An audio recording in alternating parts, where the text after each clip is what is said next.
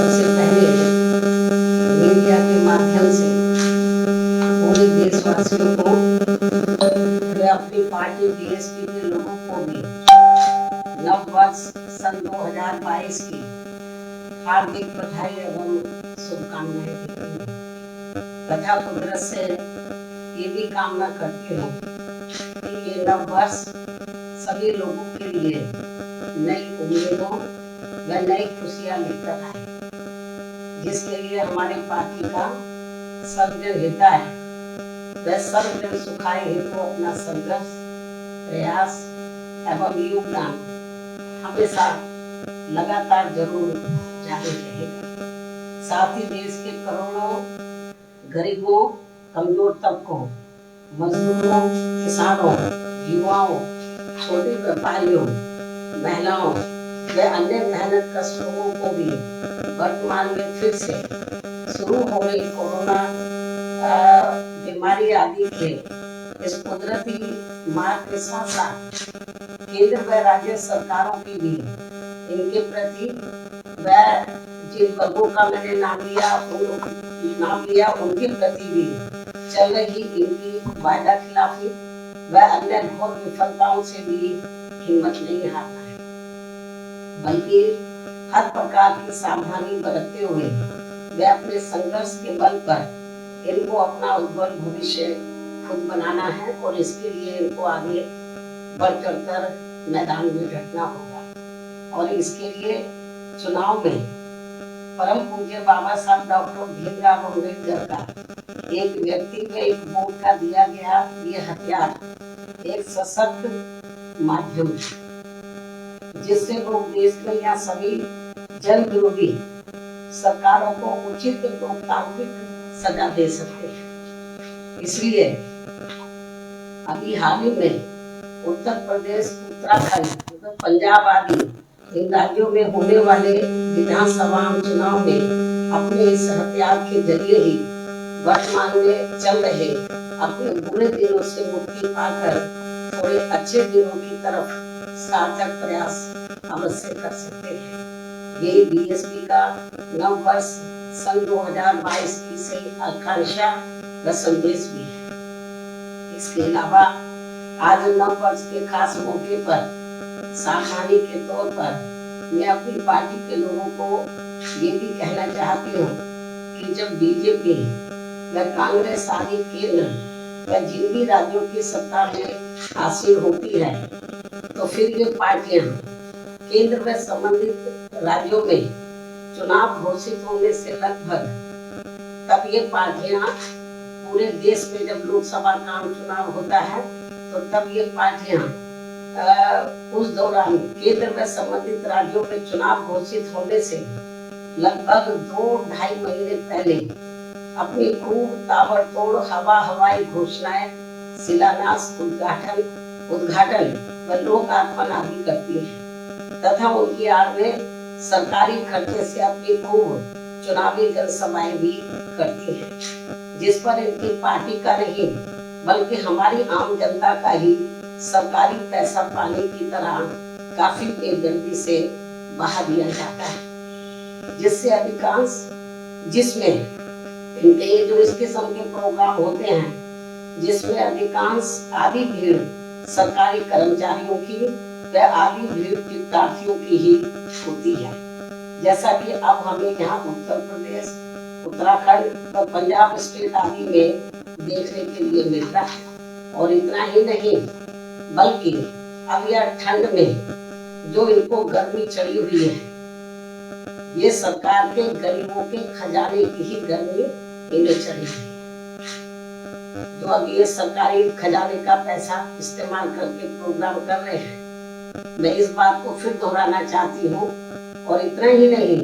बल्कि अब यह ठंड में जो इनको गर्मी चढ़ी हुई है ये सरकार के गरीबों के खजाने की ही गर्मी इन्हें चढ़ी है। लेकिन जब ये पार्टियां सत्ता में नहीं होती है तो तब ये पार्टियां हमारी पार्टी की तरह ही चुनाव घोषित होने से कई महीने पहले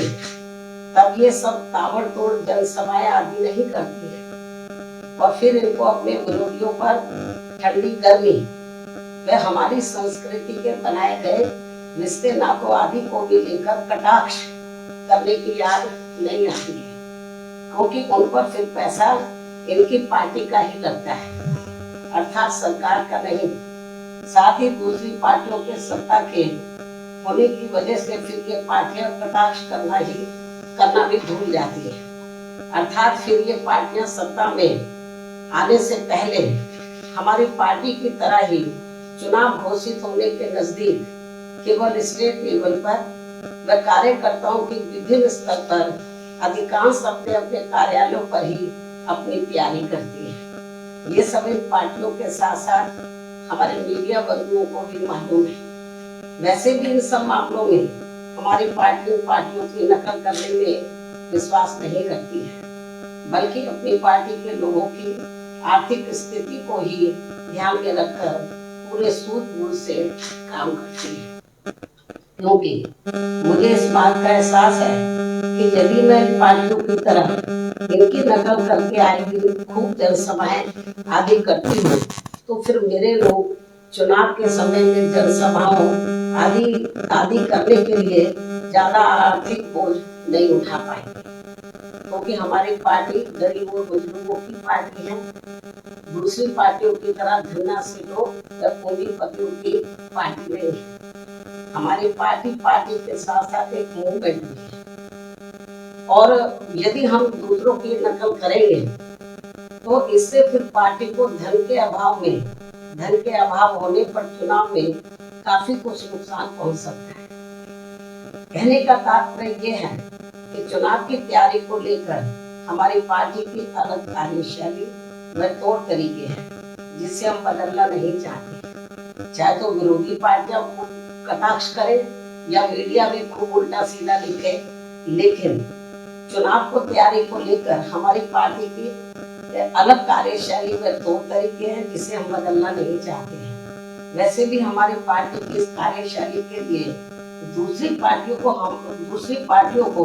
हमारी चिंता नहीं करनी चाहिए। हमें खुद अपनी पार्टी की चिंता है। इसलिए आज मैं नव वर्ष के मौके पर पूरे देश में अपनी पार्टी के लोगों को यही कहना चाहती हूँ कि हमारी पार्टी का खासकर चुनाव के दौरान कार्य करने का जो तौर तरीका व कार्यशैली है, तो उन्हें उस पर ही अमल करके अपनी पार्टी का इस चुनाव में बेहतर रिजल्ट लाना चाहिए। और यदि हम इस मामले में दूसरी पार्टियों की नकल करते हैं, तो उनके पास पैसा सरकार के साथ साथ बड़े बड़े पूंजीपतियों व धन्नाशीलों के पास से भी खूब आता है, जिनको फायदा पहुंचाने के लिए ये पार्टियां शुरू से ही यहाँ गरीबों व कमजोर तबकों का लगातार शोषण करती आ रही है। इस खास अपील व अनुरोध के साथ ही अब मैं पुनः पूरे देशवासियों व अपनी पार्टी के लोगों को भी नव वर्ष सन 2022 की हार्दिक बधाई एवं शुभकामनाएं देती हूँ। लेकिन इसके साथ साथ यहाँ मैं ये भी कहना चाहती हूँ कि इस नव वर्ष के पहले दिन जम्मू कश्मीर के वैष्णो देवी मंदिर में दर्शन के दौरान जो वहां पर बहुत बड़ा हादसा हुआ है, जिसमें कई लोगों की मृत्यु हो गई है व बड़ी संख्या में लोग बुरी तरीके से घायल भी हो गए हैं। ये अति दुखद घटना है। कुदरत से मैं यही कामना करती हूँ, प्रार्थना करती हूँ कि इस दुख को सहन करने की पीड़ित परिवारों को हिम्मत व हौसला जरूर दे। लेकिन इस घटना को लेकर अति दुख इस बात का भी है कि अभी तक मीडिया के माध्यम से जो तथ्य सामने आ रहे हैं, तो उसमें सरकार की ज्यादा लापरवाही हमें नजर आ रही है। सरकार इस पर जरूर गंभीरता से चिंतन करे, ताकि भविष्य में ऐसी घटना की कभी भी पुनरावृत्ति न हो सके। इन्हीं जरूरी बातों के साथ ही मैं अपनी बात यही समाप्त करती हूँ। धन्यवाद। जय भीम व जय भारत। सब्सक्राइब करें आपके अपने चैनल समता आवाज़ टीवी को, बेल आइकन दबाना ना भूलें सबसे पहले हमारी वीडियो देखने के लिए।